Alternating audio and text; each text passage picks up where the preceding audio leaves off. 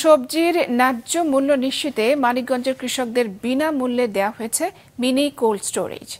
গত আগস্টে সিংগাইরের ধল্লা ইউনিয়নে এই কর্মসূচির উদ্বোধন করেন কৃষি ও স্বরাষ্ট্র মন্ত্রণালয়ের উপদেষ্টা লেফটেন্যান্ট জেনারেল মোহাম্মদ জাহাঙ্গীর আলম। মানিকগঞ্জ রিপোর্টারের তথ্য ও ছবিতে ডেস্ক রিপোর্ট।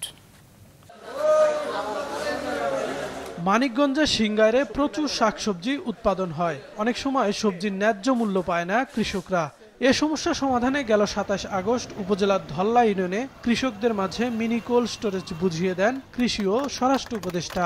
উৎপাদিত পণ্যের উপযুক্ত দাম নিশ্চিত না হওয়া পর্যন্ত কোল্ড স্টোরেজে সবজি রাখবেন কৃষকরা।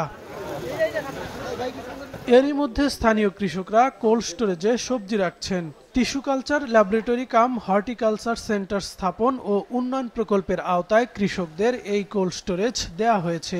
এই প্রকল্পের আওতায় সারা দেশে কৃষকদের বিনামূল্যে ১০০ কোল্ড স্টোরেজ দেয়া হবে, যার মধ্যে মানিকগঞ্জে ২টি দেয়া হয়েছে।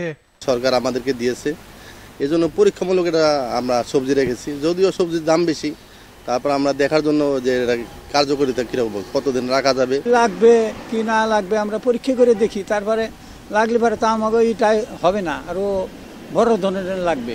তার কারণে আমরা যতগুলো কৃষক আমরা এই ছোটরা আমাকে পুষবে না, তার কারণে এই একজনের মালে ভরে যাবে। এখানে অনেক সবজি উৎপাদন হয়, সে অনুপাতে সরকারের কৃষকের দিকে লক্ষ্য করে যে এই জিনিসটা স্থাপন করছে, এজন্য আমাদের এলাকাবাসী সবাই সন্তুষ্ট এবং খুশি।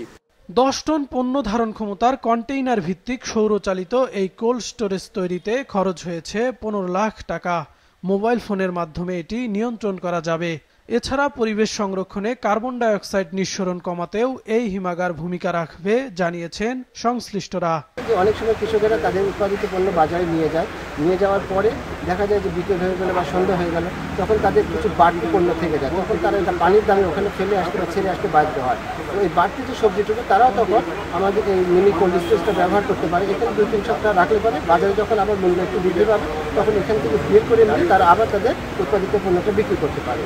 বেশি সবজি রাখতে আরও বড় আকারের সংরক্ষণাগার তৈরির দাবি স্থানীয় কৃষকদের। মাছরাঙা নিউজ ডেস্ক।